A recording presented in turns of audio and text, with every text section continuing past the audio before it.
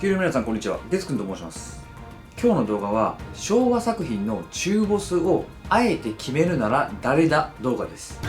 中ボスって何やねんということで、昭和ウルトラマンメインの方のために一応軽く説明しますと、ニュージェネを含む平成以降のウルトラシリーズにはだいたいそのシリーズの中間くらいの話数の時、全50話だったら25話前後の時、全25話だったら12話前後の時に物語的にも一段落つく出来事があったり、強さ的にも当時のウルトラマンにとって今までの敵とは違う強いボス的な怪獣と戦う回が出てくるんですよ。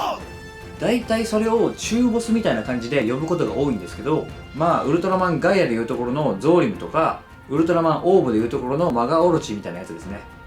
ウルトラマンタイガの中ボスなんて昭和怪獣のギマイラでしたし、それの昭和作品バージョンを無理やり勝手に考えていこうという動画です。別に傑作回を上げようとか強い怪獣を上げようとかではなくて、あくまで平成やニュージェネ作品でいうところの中ボス的立ち位置の怪獣を無理やり決めようという感じですので、ご理解いただきたいです。今回はウルトラ Q から帰ってきたウルトラマン編です。はい、ではまず考える上でのポイントなんですけど、話数的にだいたい真ん中くらいが望ましくて、強さ的にも一定以上は必要で、その辺のバランスとかも踏まえて好き嫌いは関係なくできるだけ客観的に見ていこうと思います。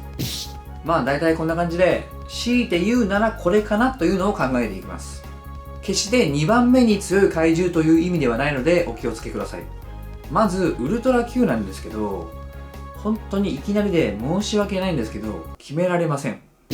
おいおいおい、いきなり動画の趣旨無視かって感じなんですけど、そもそもウルトラ Q ってどの回を最終回とするかですら意見が割れるような作品なんですよね。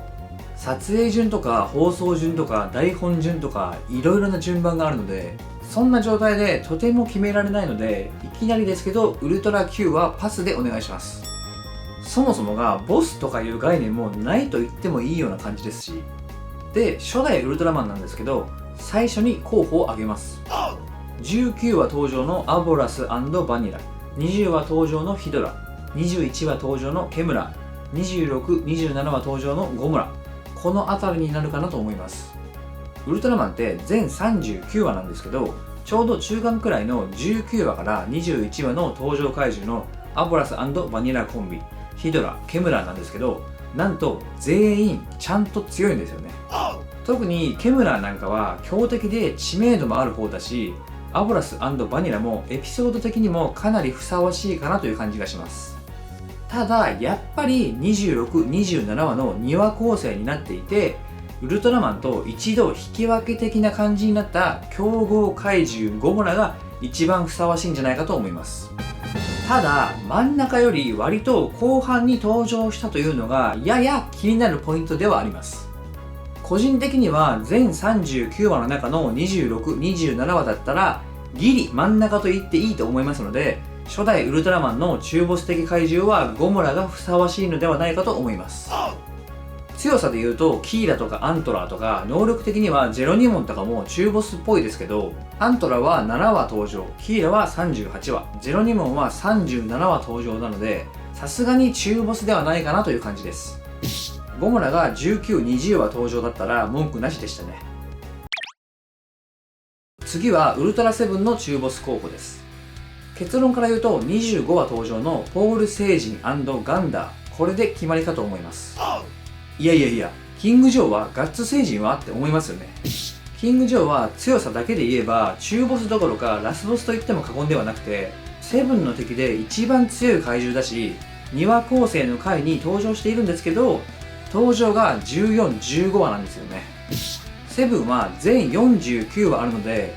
15話を半分と言い張るのは厳しい気がしますね。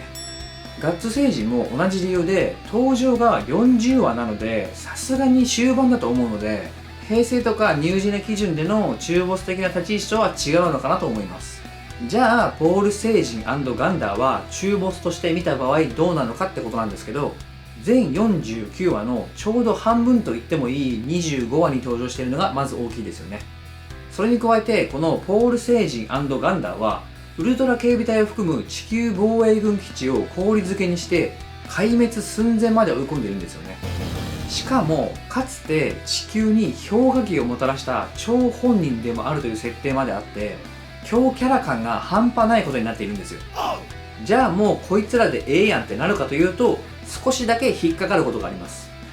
ウルトラセブンのウルトラアイ紛失しすぎ動画でも紹介しているんですけど、この回ポール星人とかガンダーの強さもそうなんですけど、それ以上にダンがウルトラアイをなくしてしまったことによって大ピンチに陥ってしまってるんですよ。もうほぼセルフでピンチになったんですよ。敵の戦略で奪われたとかではなくて、普通になくしたんですよね。詳しくはウルトラアイの動画を見てほしいんですけど、それがもしなければ壊滅寸前まで追い込まれていなかった可能性もあるので、そこをどう捉えるかという感じですね。とはいえウルトラアイを取り戻してからもセブンの弱点をついてきたりして、かなり苦戦はしているので、話数と強さのバランス的にポール星人&ガンダーが平成ニュージェネ基準でいう中ボス的存在ということでいいような気がします。ただ話数無視のエピソード重視なら2話構成のキング・ジョーかなという感じですかね。ポール星人は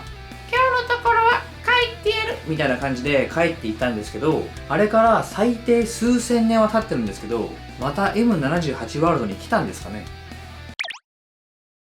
最後は帰ってきたウルトラマンの中ボスなんですけど、正直決められません。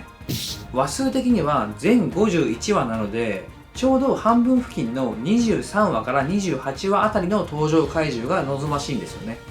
その中だと23話登場のバキューモン、26話のノコギリン、28話のバリケーンが強いですけど、インパクトとか物語の区切り的な意味ではベムスターとかナックル星人&ブラックキングとかの登場回の方が圧倒的に中ボス回っぽい内容なんですよね。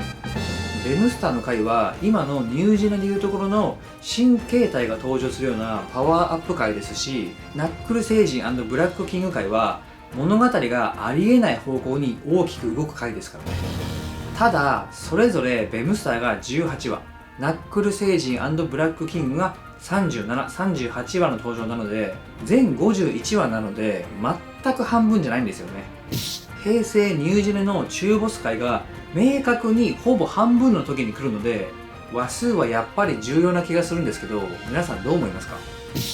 話数と強さのバランス重視なら23話のバキューモン、物語の内容重視なら37、38話のナックル星人&ブラックキングという感じに、なるんですかね。勝手に動画出しといて最後完全に聞いちゃってますけど、皆さんの意見をぜひコメントで聞かせてください。ここまで見ていただいてありがとうございました。さよなら。